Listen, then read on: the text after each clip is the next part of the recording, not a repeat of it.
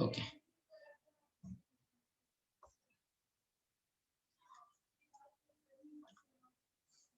हाँ,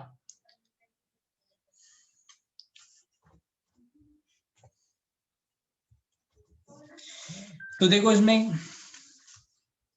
टेम्परेचर दे रखा है आपका 273 केल्विन, प्रेशर दे रखा है 100 atm एंड जेड की वैल्यू दे रखी है 0.5. ठीक है, so you can calculate n equals to 1. You can calculate what is the volume. Volume आपका कितना हो जाएगा, राइट? या फिर वॉल्यूम को थोड़ी देर में देखेंगे. लेट्स से एक और चीज है approximation that we will do. Assuming that the volume of gas molecule is negligible, that means B is equals to 0, है ना, approximately 0. तो P plus A by B square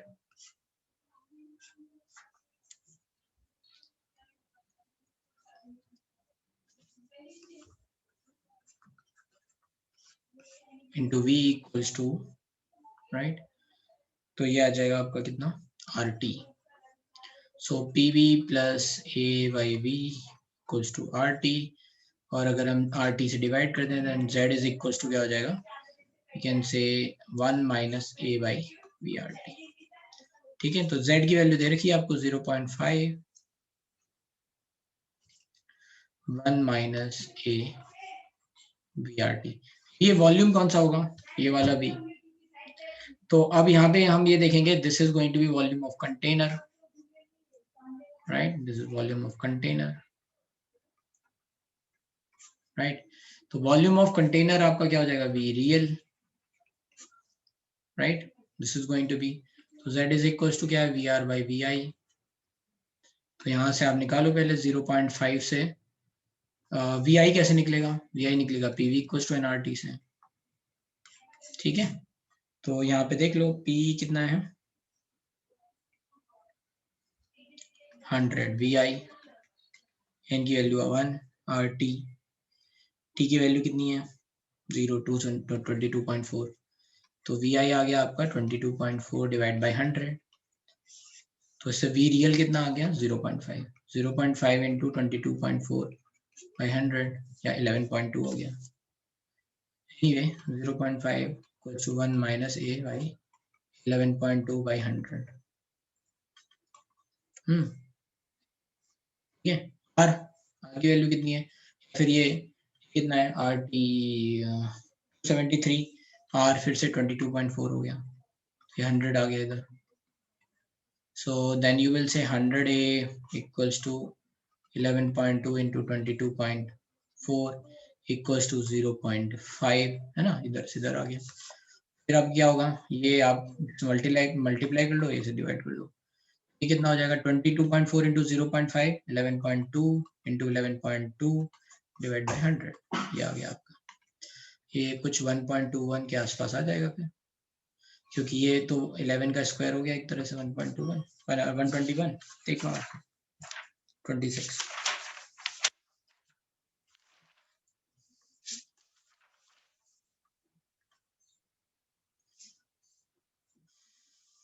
आ रहा है, ठीक है, आ जाएगा. ओके, 1 ठीक है, समझ में आ गई है. इसमें क्या करना था, कौन सा वॉल्यूम लेंगे यही इंपॉर्टेंट है, राइट? ये कौन सा वॉल्यूम लेंगे ये मैंने आपको समझा दिया, volume of container that is going to be volume of real, है ना, गैस का. ठीक है,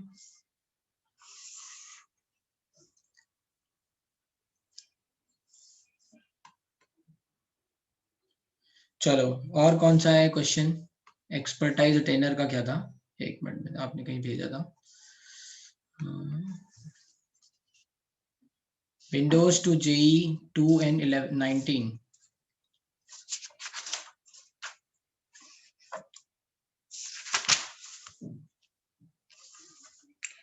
इसमें लिखा है अच्छा, इसमें इक्विवेलेंट वेट आया है, इक्विवेलेंट वेट नहीं आएगा अभी, है ना, इक्विवेलेंट वेट अभी पढ़ाया नहीं है, तो लीव इट, ये इधर गलत आ गया.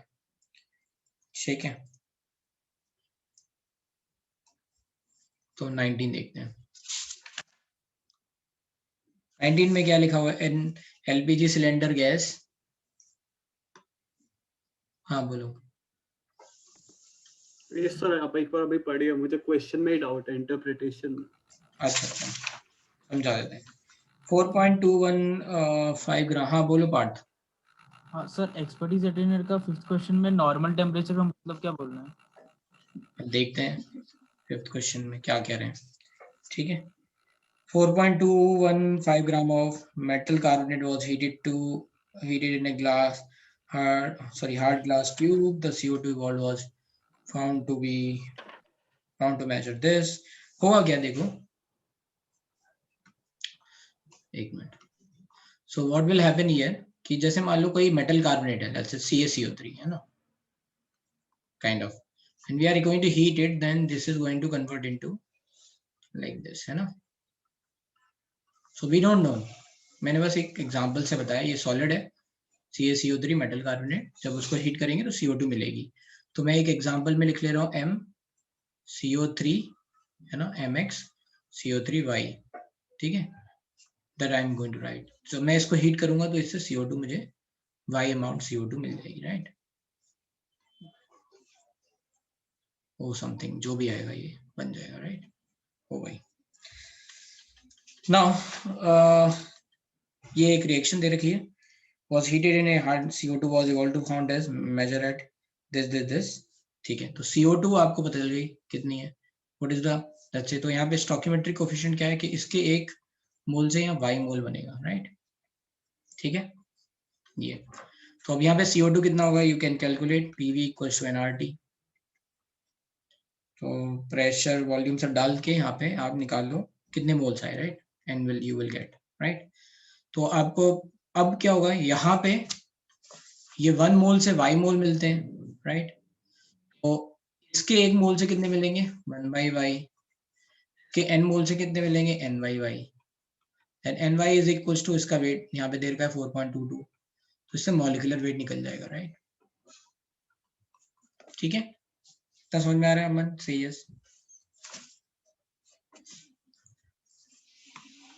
अब जब मॉलिक्यूलर वेट निकल जाएगा तो इक्विवेलेंट वेट क्या होता है, इक्विवेलेंट वेट होता है, right, molecular weight divide bye n factor. अब ये n फैक्टर क्या होता है एक्चुअली में, इसीलिए मैंने बोला ये इक्विवेलेंट वेट पढ़ाया नहीं है, but I will give you a brief hint. तो इक्विवेलेंट वेट का मतलब होता है अगर कोई सॉल्ट है, जैसे ये मेटल कार्बोनेट सॉल्ट ही बनेगा, तो आप इसको आयंस में तोड़ लो, Ca2 प्लस CO3 2 माइनस, तो total charge either on cation और anion, that will give you equivalent n factor. तो n फैक्टर कितना हो जाएगा 2, तो you will write molecular weight divide by 2, ठीक है, over here you will get calculate like this, ठीक है। तो वो आपको कैसे पता चल रहा है, वो आपको पता चलेगा यहाँ पे, ठीक है, y की वैल्यू से हाउ मेनी, लेट्स से एक रिलेशन बनेगा कि 1 से यहाँ पे 1/3 या जो भी है, तो ये y पता चलेगा कितना CO3 आएगा, राइट, ठीक है। जब आप यहाँ पे n मोल्स लिखोगे ना, तो आपको एक आइडिया लगेगा कि इसके रेस्पेक्ट में इतना क्या है, तो चार्ज कितना बन रहा है। जैसे मान लो अगर मैं लिथियम कार्बोनेट की बात करूँ, लिथियम कार्बोनेट नहीं, एल्यूमिनियम कार्बोनेट की बात करूँ, तो Al2CO3 होल थ्राइस आएगा, तो Al3 प्लस कितने 2Al3 प्लस, ये कितना होगा CO3 2 माइनस कितने 3, तो either total charge on cation कितना हो गया 6, एन फैक्टर हो जाएगा यहाँ पे 6, total either total charge on anion कितना होगा 6, तो किसी एक से निकाल लो, है ना, तो एन फैक्टर निकल जाएगा, तो इक्विवेलेंट वेट मॉलिक्यूलर वेट में डिवाइड बाय एन फैक्टर आ जाएगा, है ना। जब आप जैसे ये इक्वेशन लिखोगे तो आपको ये आइडिया लग जाएगा कि ये Al जो भी है 2O3 ये बन रहा है, right, so this is plus 3CO2, तो इससे ये आइडिया लग जाएगा कि यहाँ पे, है ना, इसका एन फैक्टर कितना बना, ठीक है, ये आपको वैल्यू पता चलेगी, यहाँ से मोल का रिलेशन मिलेगा तो आप आइडिया लगा सकते हो, ठीक है, कि यहाँ 3CO2 बना है, इसका मतलब क्या है, यहाँ CO3 कितना था 3 था, राइट, सो एन फैक्टर कितना हुआ 3 इंटू 2, तो यहाँ पे एन फैक्टर कितना हो जाएगा 2 इंटू वाई, है ना, इसमें एन फैक्टर कितना हो जाएगा, यहाँ पे जो इक्वेशन बन रही है 2 इंटू वाई, ठीक है। यहाँ पे CO3 कितना मिला था, CO2 कितना मिला 1 मिला था, तो एन फैक्टर कितना था 2 इंटू 1, तो बस ऐसे आपने अवेयरनेस से हैंड फैक्टर निकाला, इक्विवेलेंट वेट निकल गया। ये तो हो गया क्वेश्चन नंबर 2। क्वेश्चन नंबर 19 आ गया, कैसे निकालेंगे आप कैलकुलेट कर लेना, आ जाएगा। LPG cylinder weighs 14.8 kg when empty, when full it weighs 29 kg। इसका मतलब क्या हुआ, 14.2 किलोग्राम इसमें LPG है, बाकी तो सिलेंडर का वेट है ना, 29 minus 14.8। Now shows a pressure of 2.5 atm. In the course of the use at 27 degrees Celsius, the weight of full cylinder reduced to 23.2 kg। तो 14.2 kg LPG से ये कितना रह गया, कुछ खर्च होके 14.8 हटा देंगे तो कितना हो गया, 8.4 kg बचा LPG after some time. So you will see कि कितना LPG यूज हो गया। LPG कितना यूज हो गया, 1.6 एंड 4.2 5.6 kg। ठीक है, now find out the volume of gas in cubic meter use. Cubic meter का मतलब क्या हुआ, मीटर क्यूब। ठीक है, used up at the normal uses condition and the final pressure inside the cylinder, assuming LPG to be N-butane and normal boiling point is 0 degree Celsius। तो ये कह रहे हैं कि अब ये जो है ये LPG N-butane है। N-butane का मतलब क्या हुआ, C4H10। तो राइट, N-butane का मतलब है CH3 CH2 CH2 CH3। ठीक है, ये हो गया। तो C4H10, तो इससे मॉलिक्यूलर मास कितना निकलेगा, molecular weight will be 48 and 10 58। तो आपको मोल्स मिल गए। तो moles of C4H10 used is going to be 5.6 kg। इसका मतलब ग्राम में कितना हो गया, into 1000 डिवाइड बाय 58। ये मोल्स मिल गए। इतने मोल्स तो खत्म हो गए। ठीक है, यूज किस पे हुआ था, 2.5 पे। ठीक है, ओके।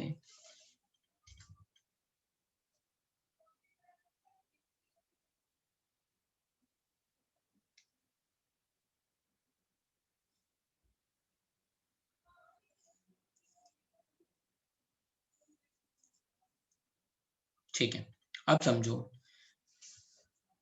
ये बताओ, ये जो कंटेनर है का वॉल्यूम है V, है ना। इसमें मान लो पहले 100 मोल थे लेट्स से, और अब 50 मोल बच गए, रह गए। ठीक है, मान लो, right, let's after some time. तो वॉल्यूम ऑफ कंटेनर तो V ही रह गया, दैट इज नॉट चेंज। किस टेम्परेचर पर यूज हो रहा है, 27 डिग्री सेल्सियस पे यूज हो रहा है, that has also not change. इसका मतलब क्या है, इसका मतलब ये है कि जो प्रेशर है वो मोल्स से प्रोपोर्शनल होगा, right. Volume has not change, temperature has not change through out the process, तो प्रेशर मोल्स के हिसाब से आएगा। तो शुरुआत में इनिशियल मोल्स कितने थे, 14.2 kg, बाद में कितने हो गए, 8.4 kg के हिसाब से। सो यू विल कैलकुलेट। ठीक है, सो this is P1 by N1 is equals to P2 by N2। तो P1 शुरुआत में दे रखा है उन्होंने pressure 2.5 atm, N1 14.2 divide by 58 into 1000 equals to P2 आपको निकालना है जब, है ना, जब आपने यूटिलाइज कर लिया। N2 कितना हो जाएगा, ये 8.4 into 1000 डिवाइड बाई 58। तो ये वैल्यू तो कट गई सब जगह से, बस अब आप सॉल्व कर लो। P2 की वैल्यू हो जाएगी 2.5 into 8.4 डिवाइड बाई 14.2। तो ये तो आ गया आपका, ठीक है, ये तो आ गया आपका प्रेशर इनसाइड द कंटेनर। अब इन्होंने पूछा है जो गैस यूज हो चुकी है बाहर, है ना, कौन सी गैस यूज हो चुकी है, 5.6, इसका वॉल्यूम क्या होगा, what is going to be the volume in at the normal uses condition, नहीं sorry, find out the volume of gas in used at normal uses condition.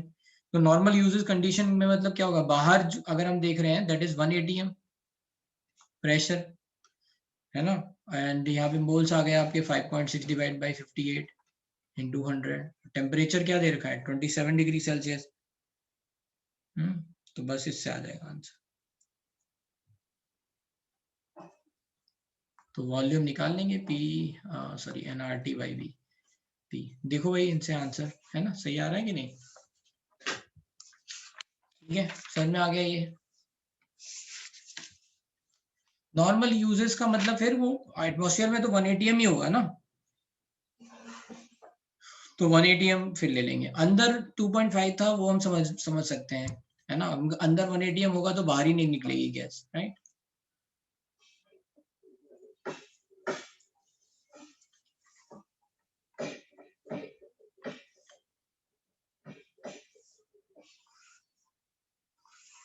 चलो ये तो हो गया 19, और एक्सपर्टाइज अटेनर के क्वेश्चन हैं।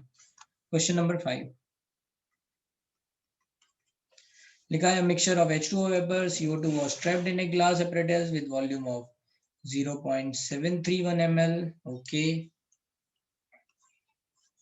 कंटेनर है, इसका वॉल्यूम है 0.731 ml, ठीक है। And the pressure of this mixture is 1.74 mm of Hg at 23 degree Celsius, ठीक है, okay. The sample was transferred to a bulb in a contact with dry ice so that H2O vapors frozen out। इसका मतलब क्या है? इसका मतलब ये है कि यहाँ पहले H2O, N2 और CO2 थे, तो अब यहाँ पे केवल N2 और CO2 आएंगे, बस। H2O तो सॉलिड हो गया तो उसके कारण, right. So we have pass through it, H2O हट गया, तो अब प्रेशर क्या रह गया? Pressure is when the sample returns to normal value of temperature। इसका मतलब क्या है? फिर से अगेन 23 डिग्री सेल्सियस की बात कर रहे हैं, मतलब ये किसी ड्राई आइस से पास करा रहे हैं इस मिक्सचर को, तो उसमें H2O हट गया, अब केवल N2 और O2 ही है at 23 degree Celsius. This is what they are saying,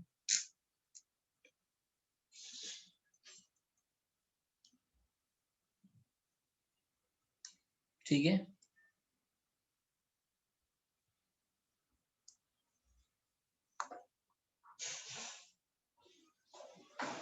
नहीं, नॉर्मल वैल्यू को हम 0 डिग्री सेल्सियस ले सकते हैं। नॉर्मल वैल्यू का मतलब नॉर्मल टेम्परेचर, ये देख लेना, this could be 0 degree Celsius also. Anyway,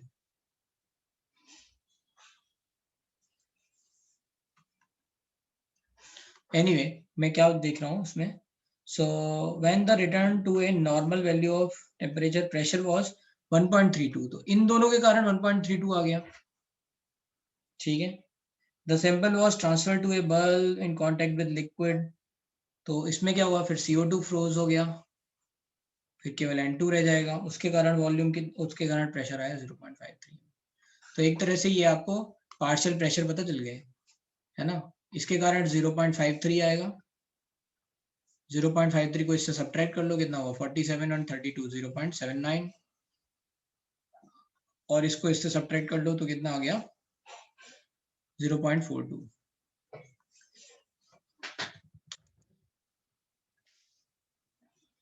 बस इससे आपका ये मिल गया आपको। अब क्या करना है हमें? How many moles of each constant are in mixture. बस आप ये कर लो, पीवी इक्वल्स टू एनआरटी लगा दो, PV equals to NRT. P आपको पता है 0.52, बी पता है ना, सॉल्व इट, तो इससे मोल्स आ जाएंगे। आई थिंक 23 डिग्री सेल्सियस ही होगा नॉर्मल का मतलब यहाँ, ठीक है, क्योंकि अगर ये होगा फिर यहाँ टेम्परेचर चेंज करना पड़ेगा 0 डिग्री सेल्सियस। तो वैल्यू हो सकता है थोड़ा, अगर एग्जैक्ट आ जाए तो 23 डिग्री सेल्सियस ही है, अगर एग्जैक्ट अप्रोक्सीमेट आ रही है इसका मतलब है 0 डिग्री सेल्सियस है। मतलब आप पहले यहाँ प्रेशर निकालोगे 23 डिग्री सेल्सियस के हिसाब से, सॉरी 0 डिग्री के सेल्सियस के हिसाब से, फिर यहाँ प्रेशर निकालोगे 23 डिग्री सेल्सियस के हिसाब से, और यहाँ पुट करोगे। मैं क्या बोल रहा हूँ, बी तो सेम ही है ना, राइट। तो आपको ये प्रेशर मिल रहा है 0 डिग्री सेल्सियस पे, P1 T1 by P2 T2। अगर मान लो 0 डिग्री सेल्सियस लिखा हुआ है, पहले आप इससे कैलकुलेट कर लो 23 डिग्री सेल्सियस मान के, ठीक है, क्योंकि नॉर्मल का मतलब 0 डिग्री सेल्सियस भी हो सकता है नॉर्मल वैल्यू, ठीक है। तो अगर सही आ गया, ठीक है। अगर ये सही नहीं आ रहा है तो आप P1 by P2 equals to T1 by T2 से पहले यहाँ लिख लो 1.32। P2 आपको नहीं पता है, टेम्परेचर आपको पता है, that is going to be 273 and then T2 is going to be 296, तो P2 निकल आएगा, ठीक है। फिर आप ऐसे यहाँ पे निकल आएगा, तो यहाँ से फिर सब्ट्रैक्ट करके आपको थोड़ा थोड़ा आइडिया लग जाएगा। समझ में आया पार्ट? वैसे मेरे हिसाब से शायद 23 ही होगा, that is according to the language it is looks like. Check करके देखो।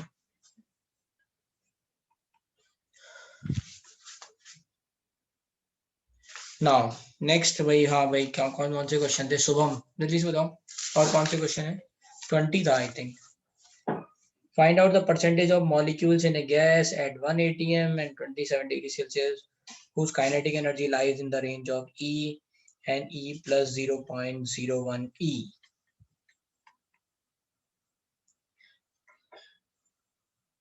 Expertise attainer 11, 14, 20, 21।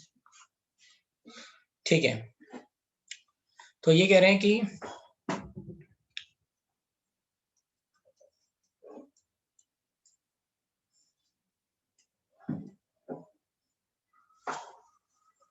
Find the percentage of molecule in gas at 1 atm। ये कोई गैस है, यहाँ पे ये 1 atm 300 केल्विन, ठीक है, राइट। अब जो यहाँ पे एक तरह से अगर हम देखें तो दे आर आस्किंग, अगर एक मैक्सवेल डिस्ट्रीब्यूशन कर रहे हैं, राइट,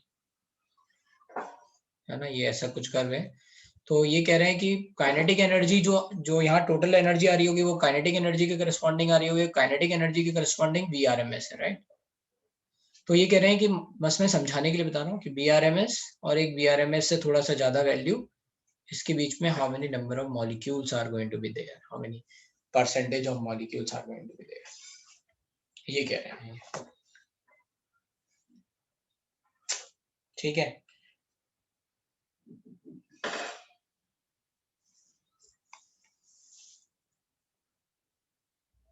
सेमी परमेबल मेम्ब्रेन की प्रॉपर्टी होती है कि उसमें से केवल सॉल्वेंट पार्टिकल कैन मूव, मतलब कुछ सिलेक्टिव मूवमेंट हो सकता है। अब चलो यहाँ पे देखते हैं इसको कैसे करेंगे।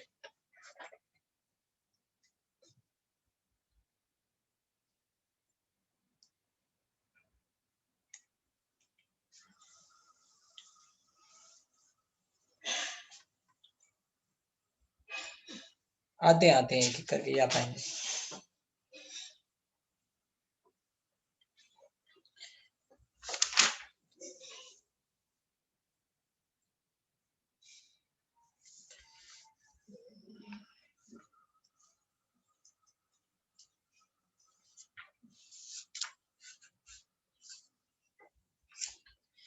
नंबर ऑफ पार्टिकल का एक फॉर्मूला था P into V equals to 1/3 M into N BRM square, right.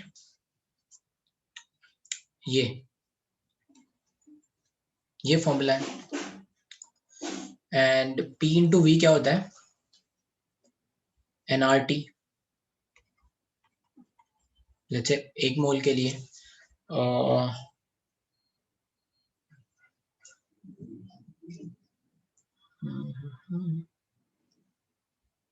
हमको ये N अगर मिल जाएगा तो काम हो जाएगा, राइट।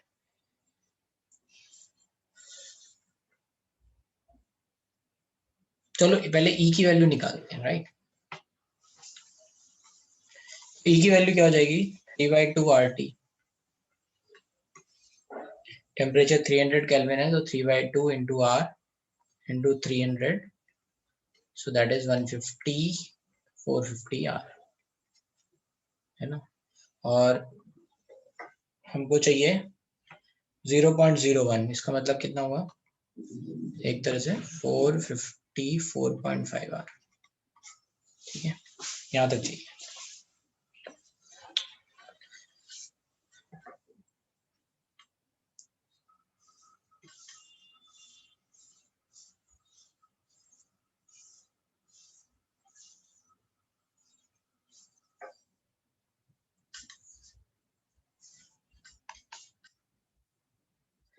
अब K ले लो, मतलब ये मैंने मोल के हिसाब से लिख लिया, आप नंबर ऑफ, है ना, पार्टिकल के हिसाब से ले लो, है ना। तो ये मान लो आपके K हो गया।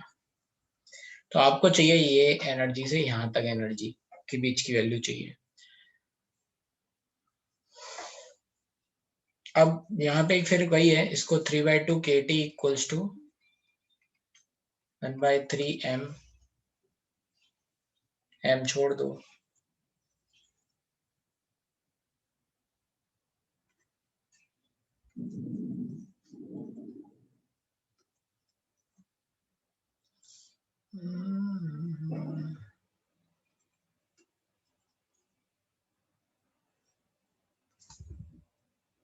सॉरी 3/2 की जगह कितना आया था ये 450K, और ये 454.5K equals to 1/3 m into n2 VRMS square. Temperature same है तो VRMS सेम रहेगा, तो ये डिफरेंस कितना आ जाएगा, how many n2 minus n1।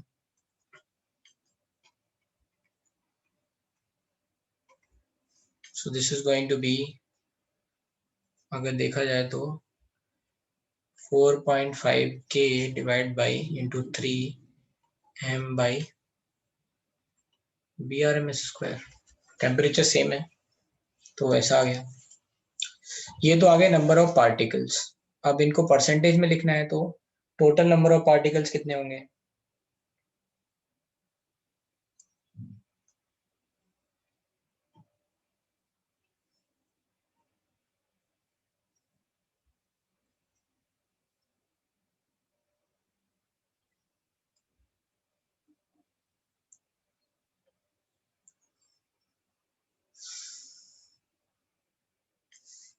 Total number of particles मोल के हिसाब से तो नहीं लिया है इन्होंने।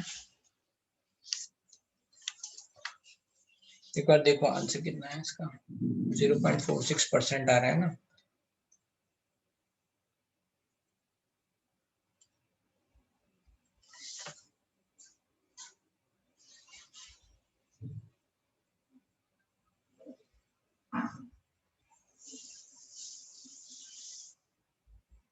तो अगर यही यहाँ पे लिख लेते हैं 450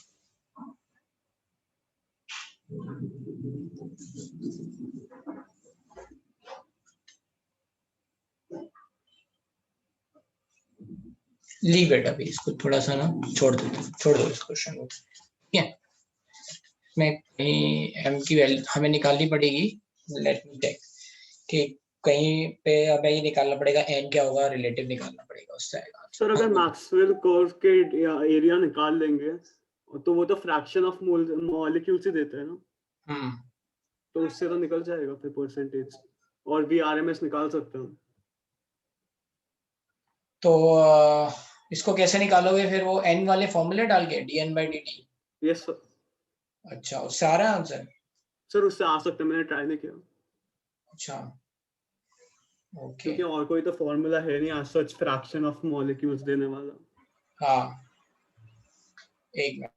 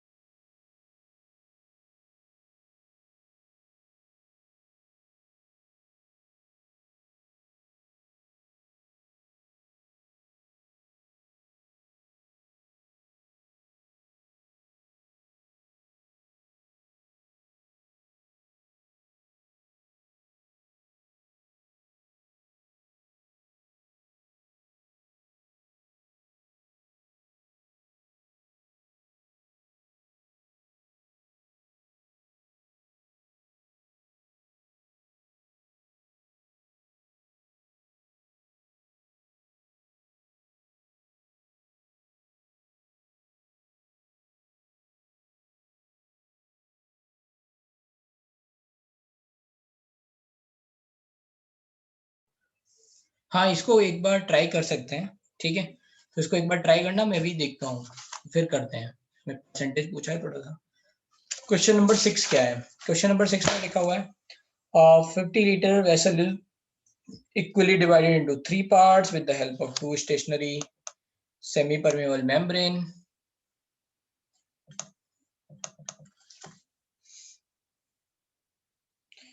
And the vessel contains 60 gram H2S। ये एक कंटेनर है, देखो है ना, 50 लीटर बराबर है 50/3 50/3 50/3। यहाँ पे कितना है 60 ग्राम H2 इन लेफ्ट चैम्बर, तो इसका मतलब हो गया 30 मोल्स H2 के। एंड 160 ग्राम O2 उसका मतलब 5 mole. And while the right one 140 gram, इसका मतलब 5 मोल। क्या कह रहे हैं अब ये? The left SPM allow transfer only H2 gas while the right one allows the transfer of both H2 and N2 gas। ठीक है,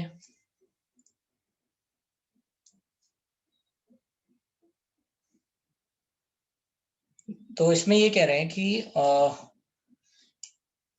ये जो लेफ्ट वाला है ना, इससे H2 जा सकती है, बट इधर ये O2 नहीं आ सकती है ना, केवल H2 का मूवमेंट है।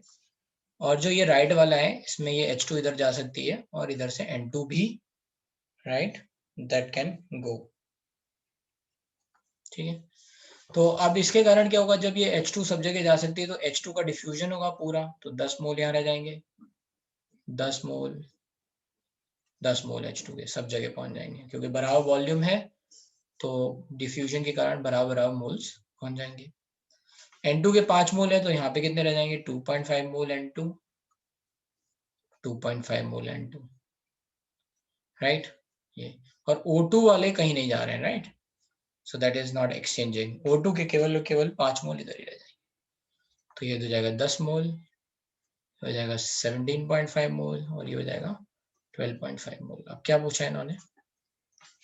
Calculate the final ratio of pressure in, तो जो मोल का रेशियो है, क्योंकि वॉल्यूम सेम है टेम्परेचर सेम है, तो जो मोल का रेशियो है वही प्रेशर का रेशियो हो जाएगा, तो 4:7:5। ठीक है, ये हो गया।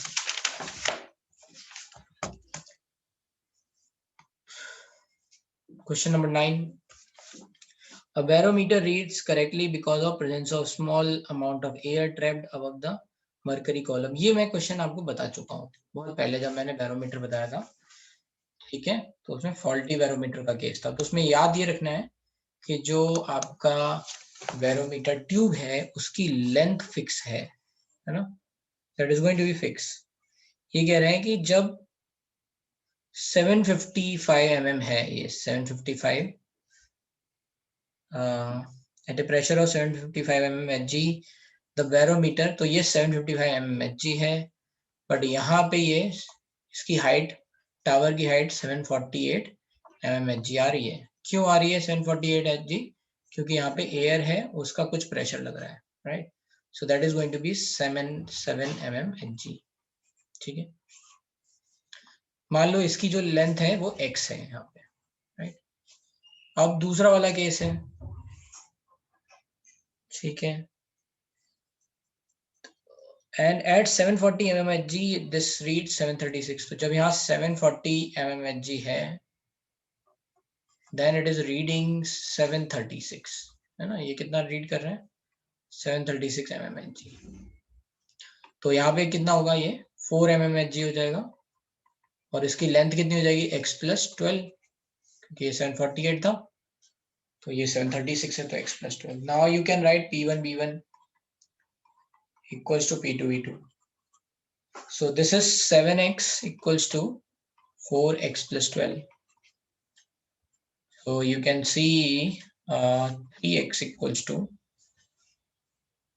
48, x equals to 48/3, तो ये आ जाएगा 16। तो टोटल इसकी लेंथ कितनी हो गई 748 + 16 764 mm Hg टावर की। ठीक है, अब क्या कह रहा है, what is the actual pressure if barometer read 750 mm Hg at constant temperature. ये 750 कर रहा है, तो ये हाइट 750 है, तो कह रहे हैं कि ये बताओ यहाँ क्या होगा, है ना प्रेशर।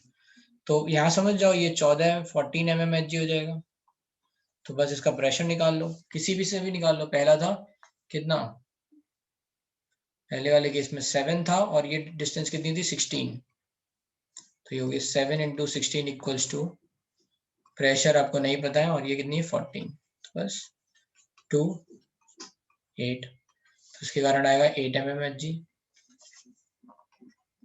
तो यहाँ पे क्या हो जाएगा 750 + 8 758, ठीक है, हो गया 9। हाँ हाँ, तुम्हारे डाउट भी ले रहे भाई, काहे परेशान।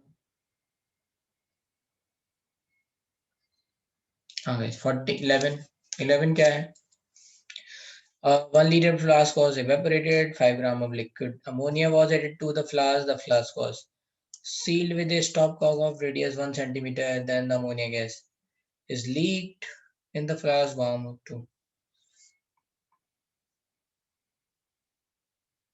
तो तुम जाओ शॉपिंग के लिए नेक्स्ट क्लास में बता देंगे।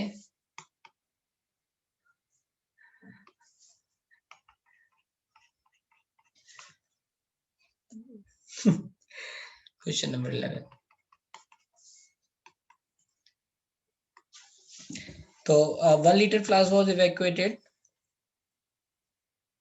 and 5 grams ammonia was added, 5 grams ammonia was added in the flask. The flask was sealed with a stopcock of radius 1 centimeter, ठीक है, ये आपका यहाँ पे लगा दिया ढक्कन। When the ammonia gas in the flask warm up to 21 degrees Celsius, the cork will be blown out। तो ये हट गया, इससे ये बाहर निकल रहा है। Out of the mouth of flask, assume that cork is holding the mouth of flask with a force of 200 Newton। तो प्रेशर कितना लग जाएगा, pressure is equal to force by area. So force is 200 Newton and area is going to be, Newton का मतलब हो गया pascal, मतलब sorry newton meter square is pascal, sorry, तो न्यूटन मीटर स्क्वायर में रखना है हमें। तो ये कितना हो जाएगा 1 सेंटीमीटर, एरिया हो जाएगा पाई आर स्क्वायर, 1 सेंटीमीटर का मतलब कितना हो जाएगा 10⁻⁻² का होल स्क्वायर। तो ये 10⁻⁴ आ गया, तो ये आ गया 200 × 10⁻⁴ बाई पाई, तो 220 by pi into 10⁵ Pascal, which is going to be, let's say, approximately, or you can say 20 by pi 80। इतना ये प्रेशर सस्टेन कर सकता है, ठीक है, इतना तक।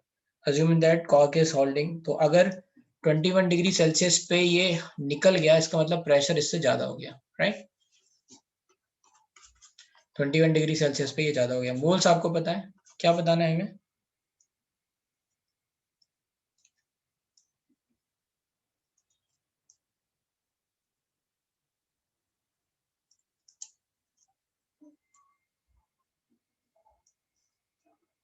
तुम्हें बताना क्या है। The flask was sealed with in, when the ammonia gas in the flask warm up to 21 will the cork, अच्छा will they are not saying, है ना, हाँ ओके ओके, तो ये इसकी कैपेसिटी है, right. We have to check कि हाँ जो प्रेशर डेवलप होगा वो इससे ज्यादा होगा कम होगा क्या होगा, we have to see. So that's it, PV equals to NRT, N की वैल्यू 5/17, आर टी की वैल्यू 21 डिग्री सेल्सियस के हिसाब से कितना हो गया 294, वॉल्यूम कितना है 1 लीटर है, तो पी निकाल लो यहाँ पे, राइट। सो 5/17, 294 आर की वैल्यू कितनी होगी, लगभग 1/12 से अगर देखेंगे तो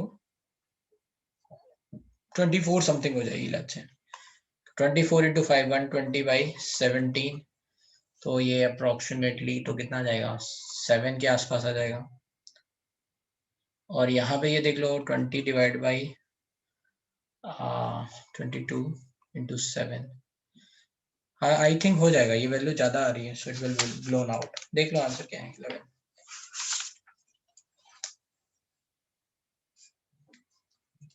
ठीक है, तो बस इससे आ जाएगा। तो आपने प्रेशर निकाल लिया। उल्टा भी कर सकते हो, इस प्रेशर को फिर आप फोर्स में कन्वर्ट कर सकते हो, जैसा कि आंसर पीछे दे रखा है। तो ये जो भी आएगा इसमें फिर आप ये राइट मल्टीप्लाई कर देना, उससे आपको फोर्स मिल जाएगा।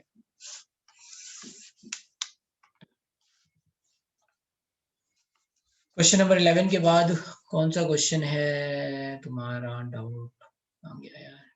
14।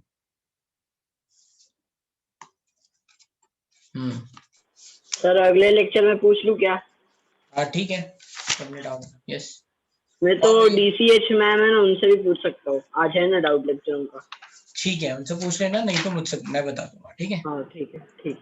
मिक्सचर ऑफ तो सर आप रखोगे अभी लेक्चर? ये तो बहुत आसान है, 14 इतना डिफिकल्ट नहीं है। Mixture of C5H8 H2 was placed in a container at a constant temperature. Initial volume was 10 ml. Sparking the mixture caused hydrogenation reaction.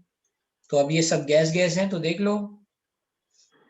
ठीक है, तो ये C5H8 है प्लस ये 2H2 है, तो अगर इसका XML रिएक्ट करेगा तो इसका 2XML रिएक्ट करेगा, राइट?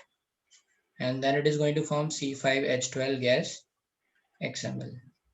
ठीक है, due to above reaction volume decreases by 6 ml। तो ये कह रहे हैं शुरुआत में ये टोटल, अच्छा अब ये नहीं पता कौन एक्सेस में है। शुरुआत में इनिशियली ये कह रहे हैं ये टोटल 10 ml था, अब ये यहाँ पे फाइनल वॉल्यूम जो भी है दैट इज 4 ml। 4 ml में अगर ये एक्सेस में होगा तो दिस प्लस अनरिएक्टेड दिस आ जाएगा, अगर ये एक्सेस में होगा तो दिस प्लस अनरिएक्टेड H2 हो जाएगा। आई थिंक यही होगा। फिर उन्होंने बोला excess of O2 was then added and on sparking the volume further decreased by 15 ml calculate। ठीक है, वॉल्यूम ऑफ ईच गैस। अब ये कह रहे हैं इसमें कि अब जो बचा ये जो भी है right, the excess of O2 was then added। ठीक है, volume further decreased by 15 ml।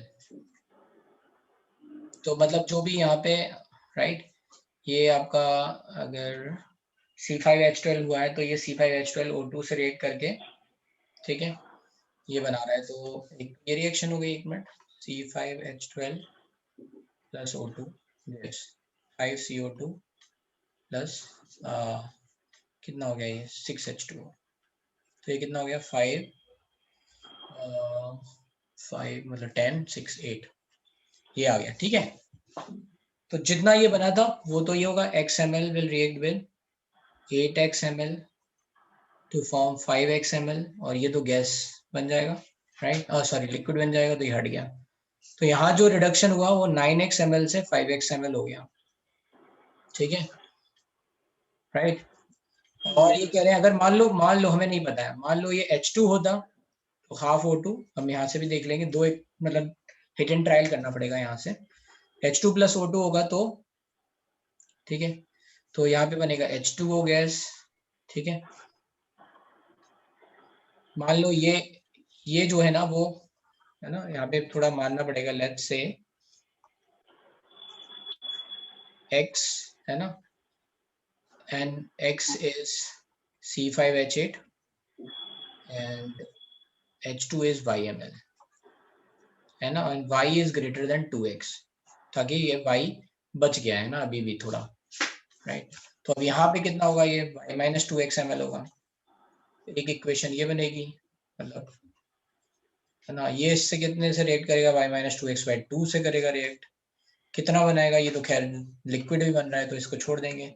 तो यहाँ पे टोटल रिडक्शन कितना हुआ, यहाँ पे रिडक्शन हो गया ये आपका 3/2 Y minus 2X। ठीक है, यहाँ रिडक्शन कितना हुआ 4X का, यहाँ रिडक्शन हुआ Y minus 2X into 3/2 का। अगर ये पहली वाली कंडीशन है, आपको ये इक्वेशन पता चल गई, ये टोटल रिडक्शन ये बोल रहे हैं 15 ml है और आपको पता है x plus y equals to 10 ml है। Now you have two equation two unknown, तो आप इससे ट्राई करोगे। दूसरा आप क्या कर सकते हो, मान लो x जो है वो ज्यादा है ना, मतलब ये एक्सेस में है C5H8 है ना, ये ज्यादा है। तो फिर आप यहाँ पे जो भी लोगे, जैसे मान लो ये YML था, इसका X ही रिएक्ट किया, H2 पूरा खत्म हो चुका है, राइट, 2X पूरा खत्म हो गया। देन यू विल कैलकुलेट कि ये जो C5H8 है, इसके लिए भी आप फिर वही लिखोगे, O2 की रिएक्शन सेम। तो 2 बार, एक बार करके देखोगे, आई थिंक आंसर आएगा उससे। ठीक है, चलो। A volume of CO2, volume occupied by CO2, हाँ हाँ बोलो। सर आपको अभी लेना है तो ले लो, नहीं तो मैं जाता हूँ सर, बहुत ठीक है ठीक है टाइम हो जाएगा सर। ओके, जाओ भाई। सर नो, हाँ ठीक है, जाओ, वो पहले से प्लान है ना तुम्हारा। ओके, डोंट वरी, गो। हाँ भाई, और कोई डाउट?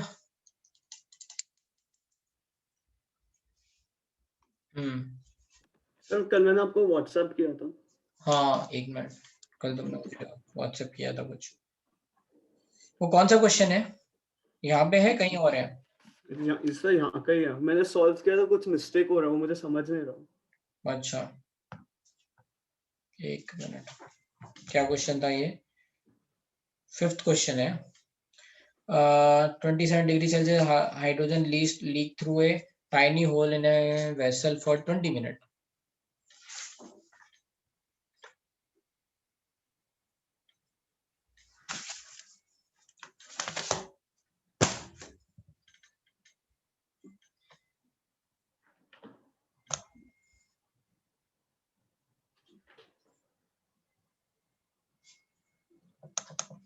ठीक है, ये क्या कह रहे हैं कि एक इनटू ए वेसल, ये वेसल है, इसमें ये H2 गैस अंदर चली गई, ठीक है, फॉर 20 मिनट, 27 डिग्री सेल्सियस। ठीक है, another unknown gas at the same temperature and pressure as that of hydrogen is leaked through the same hole for 20 minutes. एक और कोई गैस है, वो भी आ गई 20। After the effusion of gases, the mixture exert a pressure of H6 atm। तो ये कह रहे हैं अंदर ये अब कोई H2 और X गैस है, उनके टोटल इनके कारण 6 atm प्रेशर डेवलप हो रहा है। The hydrogen content of the mixture is 0.7 मोल। ये कह रहे हैं कि भाई यहाँ पे है ना, जितना भी अंदर है उसमें 0.7 मोल कंट्रीब्यूशन H2 का है।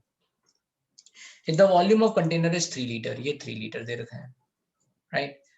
What is the molecular weight of unknown gas? तो क्या करेंगे, PV equals to nRT लगा देंगे। Yes sir.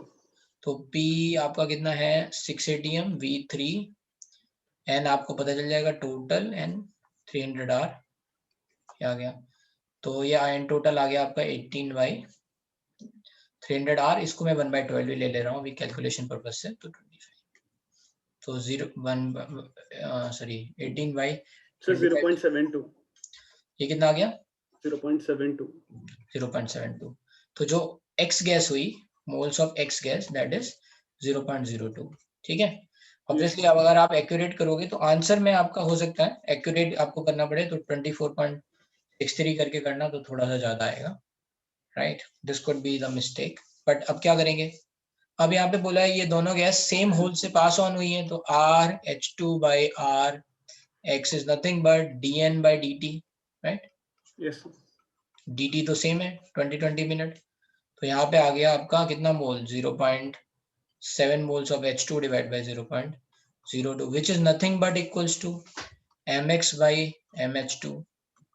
समझ में आया?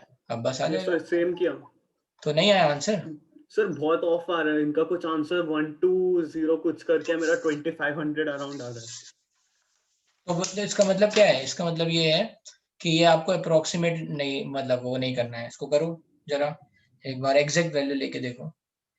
ठीक है, 18 नहीं कर लेते हैं, एक मिनट दो, कैलकुलेटर 18 डिवाइड बाय 24.63, तो इससे आया 0.73। ठीक है, ये आया 0.73 और 731 ले लो लेट्स से, राइट। तो इससे आया 0.31। अब यहाँ पे लिख लो 0.031, क्या पूछा है इन्होंने क्वेश्चन में, क्या था? मॉलिक्यूलर वेट ऑफ अननोन है ना? Yes sir.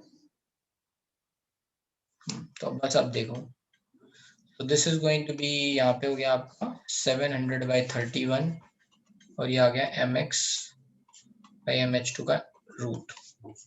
ये कितना होगा लगभग? 700/31 700/31 22.58। ठीक है, स्क्वायर कर दो इंटू 22.58 तो 509, मान लो 510 हो गया। mx/mh2, mh2 कितना है? 2 है, तो ये 1000 आ रहा है। इसमें कितना है? 1020। हाँ वही आ गया ना, 1020, 1000 के आसपास। Yes sir. ठीक है, मतलब इतना छोटा सा आर की वैल्यू के कारण इतना डिफरेंस हाँ इतना डिफरेंस आ गया क्योंकि रेशियो आ गया ना। अभी ये वैल्यू कितनी आई थी? 22 आई थी, है ना? 22 समथिंग आई थी। 0.02 लिखा आपने तो वो 35 हो गया। Yes sir. इसीलिए ठीक है, चलो भाई, okay that's it. Yes sir. Answer 16th पे एक डाउट सर। 16th कौन सा है? 16th जे एडवांस या फिर वो normal expert ji type? Advance, ji advanced.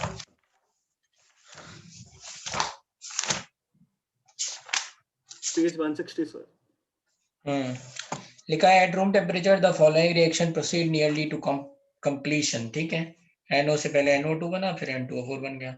The dimer N2O4 solidify at 262 kelvin. ठीक है, 250 ml flask and 800 ml flask was separated by stopcock at 300 Kelvin, and the nitric oxide in larger flask exert a pressure of this, and the smaller one contains oxygen at this. The gases are mixed by opening the stopcock, and after the end of the reaction, the flasks are cooled to 220 Kelvin. Neglecting the vapor pressure of dimer, find out the pressure composition and gas remaining at 220 Kelvin. तो देखो इसमें simple सी बात ये है कि ये कह रहे हैं आपको यहाँ पे प्रेशर दे रखा है 1.053, तो पहले इससे निकाल लो कि कितने मोल्स होंगे यहाँ पे। ठीक है, यस सर। 50 ml वॉल्यूम दे रखा है एंड टेम्परेचर दे रखा है क्या? Yes sir, 300 degree.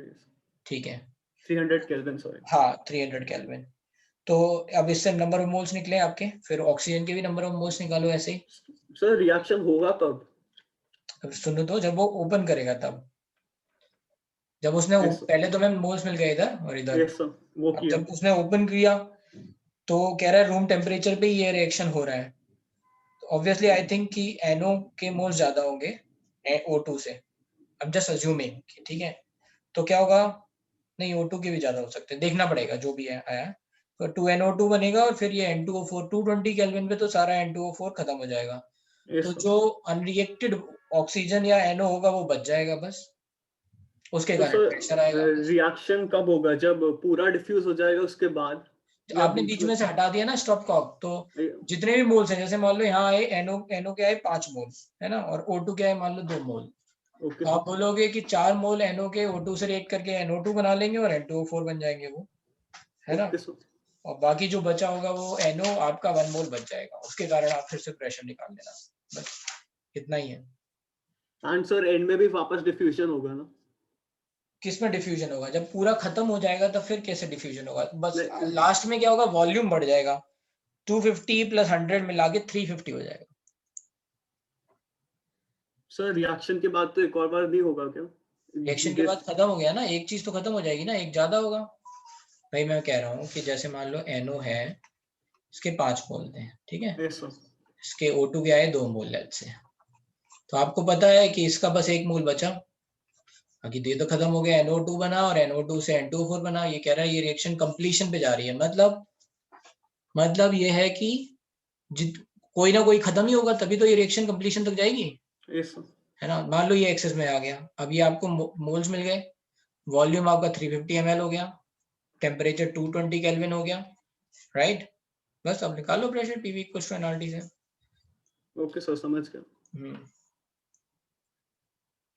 ठीक है, देन दैट्स इट, चलो enjoy. Thank you sir, happy new year. हाँ, thank you, same to you.